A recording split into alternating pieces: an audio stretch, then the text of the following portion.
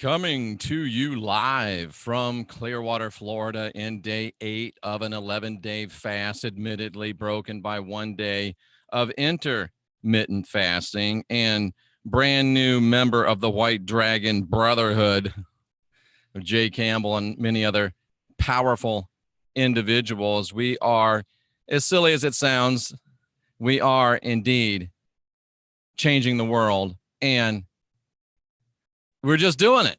We are just changing the world because that's the way we roll. We're world changers. I'm Jeffrey Daugherty. This is New Cosmic Knowledge. And I'm so glad that you're here on this, Thursday morning. And in the box below, you will find the link to the FLFE, the Focused Life Force Energy. And what it will do is create a 200 level jump, which is 10 times each level, and create a spiritual space for you to grow and unindoctrinate yourself. Click on the link below, in the box below. Go to our website, get the MYSTECH bracelets, and these things will combine together to give you the greatest chance to maximize your spirituality in this day and age. There's so many things against you. I search and try to find some things that I can put on your side. If you think I have any credibility at all, at least check them out, ladies and gentlemen. I think that you will find that they are well worth at least the investigation of your time. Free trial on the FLFE or Fluffy. And I'm telling you, take a look. It's going to blow your mind. We're talking about the 7 deadly sins today. The 7 deadly sins. Maybe one of the most misunderstood things in the entire realm of Western culture. It's something that's ubiquitous within Western culture. Everybody knows about it. Everybody's heard about it. Even people that aren't in church know about it. Even people that aren't in church have heard about it. And yet, you know nothing about it. You understand nothing about it. And frankly, I didn't really understand anything about it until about an hour ago when I started to research this at the behest of someone who said, hey, what about this? And I'll give you 3 guesses who that someone was. But that, I spent 20 years as a full-time Protestant minister, and that scripture never resonated with me. I'm like, I just don't know. Something about it doesn't ring true for me. So with that, good morning, Jerry. Let's go into our study about the 7 deadly sins, and let's find out what's going on with the 7 deadly sins. And let's do it, ladies and gentlemen. Let's do it. The 7 deadly sins. Let me get around over here. Sorry, I was having a little problemo with my technology known as operator error. All right, there we go. The 7 deadly sins. Dun, dun, dun. A former 20-year pastor breaks them down and cracks the hidden code. That's right, ladies and gentlemen. There is a hidden code within this idea of the 7 deadly sins.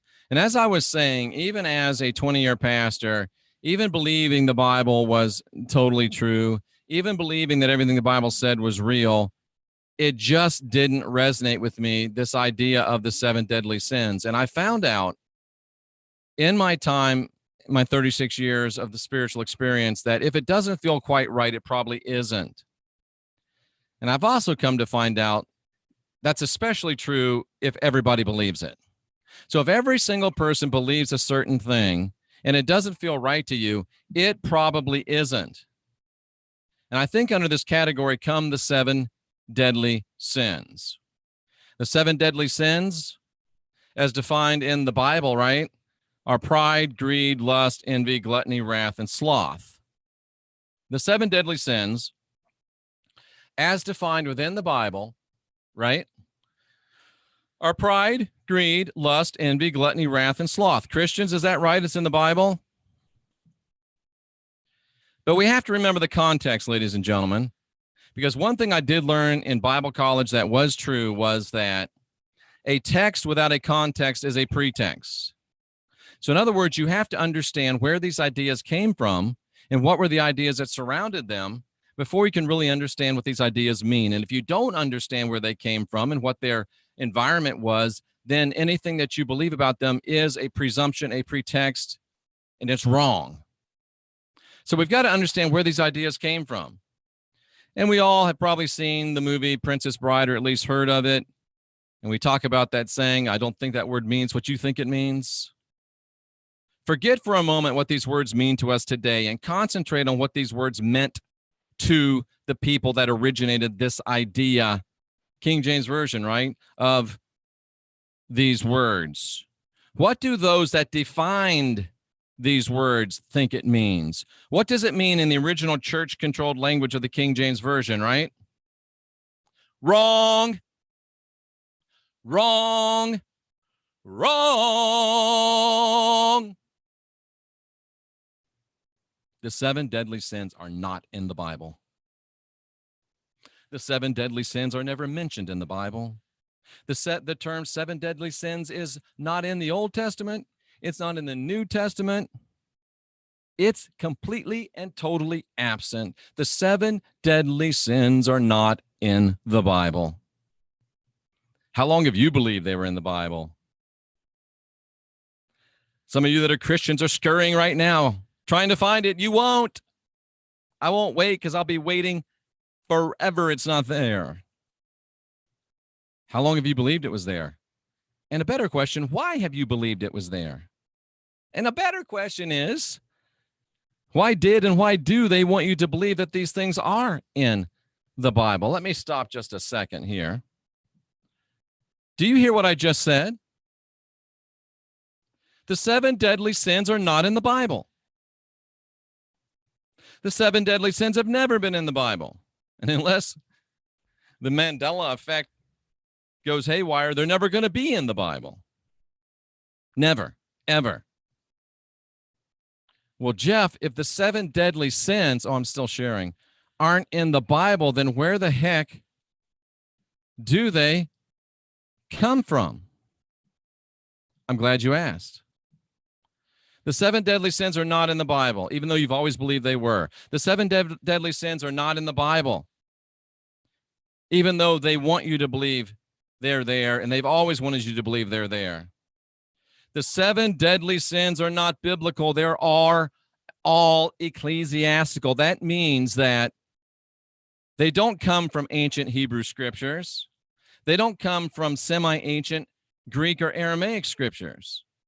The idea of the 7 deadly sins is not biblical. The idea of the 7 deadly sins is ecclesiastical, meaning it was church people that made them up. And ergo, the credibility of the 7 deadly sins, the authority of the 7 deadly sins, rests solely within the entity that created it, which is Roman Christianity. Roman Christianity created the concept of the 7 deadly sins. And this concept of the 7 deadly sins permeates Roman Catholicism. The concept of the 7 deadly sins permeates Roman Protestantism. It's not in the Hebrew scriptures. It's not in the Greek scriptures. It's not biblical. It's ecclesiastical, and its authority rests solely on the church. But Jeffrey, we're against all those things too. Jeffrey, we're against pride and greed and lust and envy and gluttony, wrath and sloth. Guess what? I'm not. Because now I know what these things mean, and I hope that you're prideful every day of your life. I hope that you wake up with pride. I hope you go to sleep with pride, and I hope you dream about pride. I hope you wake up with greed. Hope you go to sleep with greed. Hope you dream greed. I hope you wake up with lust. I hope you go to sleep with lust. I hope you dream lust. I hope you wake up with envy, go to sleep with envy, dream envy. I hope you wake up with gluttony, go to sleep with gluttony, dream gluttony. I hope you wake up with wrath, go to sleep with wrath, dream wrath. I hope you wake up with sloth, go to sleep with sloth, and dream sloth. Not as you think they mean, but as they were defined by the keepers of the fear and guilt control matrix that created them.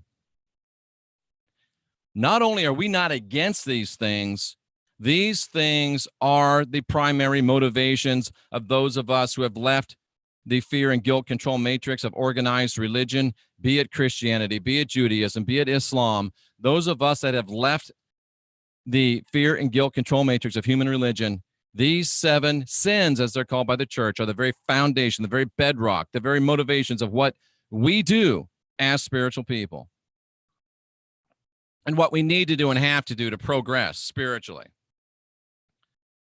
I don't think that word means what you think it means. These words don't mean what you think they mean. But I'm going to show you what they mean as defined by the people that coined those phrases. I'm going to show you what these words mean by the people that invented them, defined them. I'm going to show you what these words mean by the people that defined the concept and still continue to push the concept. So these words don't mean what they think they mean. What do these words actually mean then? Let me just stop for a second and make sure that your heads aren't completely detached from your trunks right now, because this is powerful stuff. This is powerful stuff. Let's go back. I think I don't see any blood. So I think everybody's in good shape. So let's go ahead and get back into our study on this. So what do these words mean? First of all, it's important that we meet the originators of the 7 deadly sins. And the originators of the 7 deadly sins was a group of people that are known as the Desert Fathers, especially Evagrius Ponticus, and Ponticus refers to the Pope, so that gives you an idea of where this comes from. Goes straight back to the Jesuits, of course. He wrote a book called The Institutes. It became the Parson's Tale. It became the Canterbury Tales, where the Drute of March had pierced to the Rota. I don't know if any of you have read the Canterbury Tales. Probably haven't. Dante's Purgatory. The Catholic Church used the concept of the deadly sins in order to help curb read this. Read this. You want to know about the 7 deadly sins? The Catholic Church used the concept of the deadly sins. And remember, the Catholic Church is the Roman Catholic Church. The Catholic Church is the Roman Protestant Church. I don't care what church you go to, you're part of the Roman system if you're a Christian. The Catholic Church used the concept of the deadly sins in order to help people curb their inclination towards evil as defined by the church. And before dire consequences and misdeeds could occur as defined by the church. And the leader teachers focused on pride, and we're going to see why. Because it severs the soul from grace. Who needs grace? Somebody that thinks they're a sinner, somebody that thinks they need salvation, somebody that thinks that there's only one Savior in town, and somebody that thinks that they've got to get with that Savior unless they want to go to a lake of fire. To inspire people to focus on the 7 deadly sins, to inspire people to focus on the 7 deadly sins, to inspire people to focus on the 7 deadly sins. Why in the world would they want someone to focus on 7 deadly sins? Why do people want you to focus on sin? Because they want you to think you're sinful. They want you to be under a fear and guilt control matrix. They're discussed in treatises, books. They're depicted in paintings. They're depicted in sculpture decorations on Catholic churches and textbooks. They want you believing in these 7 deadly sins. They want you believing in these 7 deadly sins. They want you believing in these 7 deadly sins, ladies and gentlemen. Because if you believe in these sins, they've got power over you. If you believe in these sins, they've got the victory over you because they think that you will think that you are one of these things. And the Desert Fathers were all fathers. They were all Catholic priests. So let's talk about how they define it. Here's what they say pride is. And these definitions come from the Catholic Encyclopedia, and they come from other Protestant encyclopedias. Straight from the horse's mouth, ladies and gentlemen. What is pride? That word doesn't mean what you think it means. To the inventors of the 7 deadly sin concept, pride means foolishly and irrationally corrupt concept of one's personal self-value or status. You know what pride is to the inventors of the 7 deadly sin concept? Pride is you saying, I'm divine, I'm sovereign, I'm free. Pride is you saying, I want to have self-determination in deciding my own spiritual path. They call it self-overestimation. And if you consider yourself, or if you estimate yourself to be anything more than a sinner, then you are overestimating yourself and are guilty of the sin of pride. If you dare think of yourself as more than a sinner, at best a sinner saved by grace, you're guilty of the sin of pride. You're guilty of self-overestimation. And if you think that you're born with the spark of divinity within, like the Christ, the Lord, Jesus, the Master said, then according to the Roman Catholic and the Roman Protestant Church, you're guilty of pride. So what the Master said is your lot and your inheritance, the spark of divinity within you, and your estimation of yourself as a child of the Elohim, and your concept of yourself as a divine offspring with a path towards divinity is, in the words and thoughts of the Roman Catholic and Roman Protestant Church, foolishly and irrationally corrupt, and that you have the sin of pride. I want you to wake up with pride. I want you to wake up thinking you're divine, you're sovereign, you're free. I want you to go to sleep with pride, believing you're divine, you're sovereign, you're free. And I want you to dream about pride, that you're divine, you're sovereign, and you're free. So what is greed in the context of the creators of the 7 deadly sin concept? Greed is excessive longing for excess status or power. Think of the context. A foolishly and irrationally corrupt concept of your personal self-value or status, self-overestimation, longing for excess status, longing for a foolishly and irrationally corrupt concept of your personal self-status or worth, longing for a status of overestimation, that you're not a sinner saved by grace, but that you're a being with the spark of divinity within you that has a path to divinity before you. That's the context. Text without pretext text without context equals pretext. The context says you're full of pride if you think that you're divine, you're sovereign, and you're free. And the fact that you want to be divine, sovereign, and free, be of service to others, makes you greedy, according to the Roman Church. What about lust? They define it as a psychological force producing intense waiting. They define it as desire in general. They define it as, listen to this, lack of contentment with the allotted status from the divine. If you're not content to be a sinner saved by grace, if you believe that you're divine, sovereign, and free, and if you long with all you have to be divine, sovereign, and free, and if you won't be content until you're free and divine and sovereign, according to the Roman Catholic and Roman Protestant Church, you're afflicted with lust, envy, desiring superior quality or achievement, an insatiable desire to get better, an insatiable desire to go higher, an insatiable desire to reach farther, an insatiable desire to be better today than you were yesterday, an insatiable desire to be better tomorrow than you are today, an insatiable desire to do the inner work, do the inside job so you can be of service to others and change this world. If you desire that, you're envious and guilty of what they call one of the 7 deadly sins. Gluttony means you're attached to pleasure, the pleasure of service to others, the pleasure of sacred sexuality, the pleasure of bringing enlightenment. You're a glutton if you want to do that. And wrath. Now we're getting to the brass tacks. Because wrath is a strong, uncomfortable, or hostile response to a perceived provocation, hurt, or threat.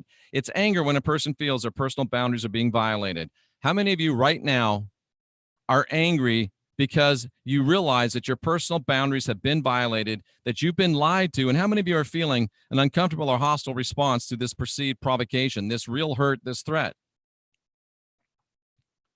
I hope you get wrathful about this. I hope you get filled with wrath that you've been lied to. I hope you get filled with wrath that you've allowed yourself to get lied to. And I hope that you turn it around. Sloth. Habitual disinclination to follow the dictates of the church. You're slothful if you won't do what they say. You're slothful if you don't do when they say. You're slothful if you don't do where they say. You're slothful if you don't do how much they say. If your priest tells you to jump and you don't say how high, you're slothful. If your pastor tells you to jump and you don't say how high, you're slothful.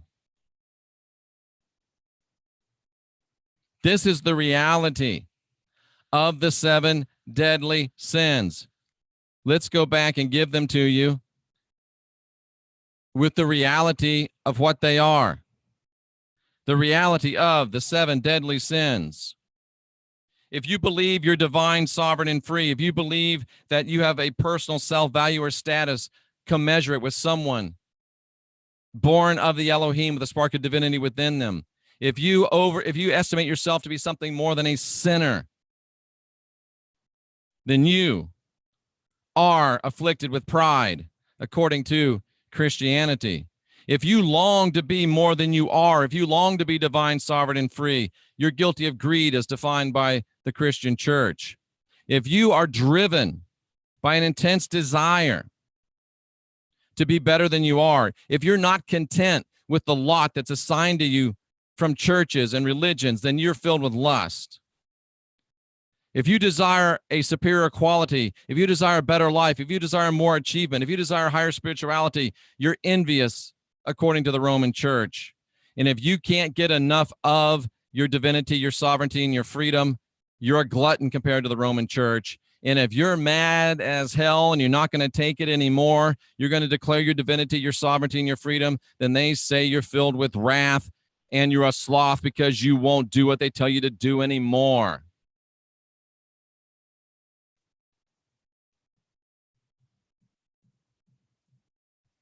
I hope you wake up with pride, go to sleep with pride, and dream with pride. Greed, lust, envy, gluttony, wrath, sloth. Because that means you wake up believing you're divine, you're sovereign, you're free. That means you go to sleep believing you're divine, you're sovereign, you're free. That means you dream of being divine and sovereign and free. The truth, ladies and gentlemen, is that the 7 deadly sins are the 7 pillars of the fear and guilt control matrix. They are systematically formulated to turn the 7 blessed virtues of the spiritual into 7 deadly sins, crafted in order to guarantee that you never escape the fear and guilt control matrix, crafted to guarantee that you never achieve spiritual ascension and you keep coming back again and again and again so they can use your energy, vampirize, cannibalize, and zombieize you. So you can continue to build their dreams. You can continue to build their wealth, and you can continue to feed them spiritually.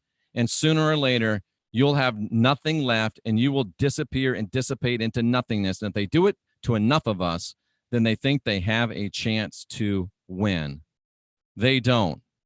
It's a lie. The 7 deadly sins. And if you have the guts to debate me, you know where to find me. The 7 deadly sins, ladies and gentlemen. It doesn't get any simpler than that. Let's go back to the chat room. Wow, that was a short time. It took me longer to study that Then it took me to present that. Tracy with a very insightful comment saying that these describe the Lord, the God of the Bible, and they do exactly. Up 50 feet in a genial lift, exactly. Jeff, that's the matrix we're in. Correctamundo, says Sterling. Thank you, Sterling. A healthy pride in yourself and family and nation is good. And then there is the loony. There are the loony. Because they say we can't do it alone, we can do it alone. In fact, you must do it alone. Sometimes you got to use the 7 so-called deadly sins. All the time you got to use them. Why do I need to say Our Father 12 times a day? So you'll get indoctrinated to it. They can go pound sand. What got me, we were sacrificing Jesus every weekend and drinking and eating his blood. What, you don't like cannibalism, Catherine? You don't like being Dracula? What's wrong with you? The more I watch these videos, the happy I am that my parents didn't raise me with religion. Regina, I wish I could say the same thing. I gave 20 years of my life to it. I won't go back, Jeff, says Mel Mack. Done with that mess. Maybe for a week, but that's about it. Still recovering from the lies. We all are, cousin. So there you go, ladies and gentlemen. The 7 deadly sins are, the code has been cracked. The 7 deadly sins are actually the 7 deadly pillars of the fear and guilt control matrix. And they are constructed to deconstruct the 7 blessed pillars of the ascended life. It's the opposite game. What they say is wrong is really right. What they say is black is really white. If they say up, it's really down. If they say down, it's really up. God's wrath is do as I say, not as I do. Ladies and gentlemen, I'm here to help set you free. I'm here to bring you information that you can use to set yourself free. I'm the Fluffy of YouTube. I don't make you get better. I don't make you go higher. I provide information and data that you can use to do it your damn self. Try a subscription of Fluffy today, 15 days free on your house, followed by 15 days free on your cell phone. It'll change your life. Get your MYSTECH bands. They'll change your life. I'm Miss Space Cake. And I'm Jeffrey Daugherty. This is New Cosmic Knowledge, and that is the 7 deadly sins. Ponder this. Think on this. It'll set you free. Thank you, Regina. It will set you free. If you ask questions, if you question answers, that's the road to unindoctrinating yourself. It is an inside job. And I wish you peace. I wish you light. I salute you for being here, seeking after truth. And Sandra and I stand ready to work with you to help you create yourself and build the life you'll love. We're working on it, David. We'll see you next time.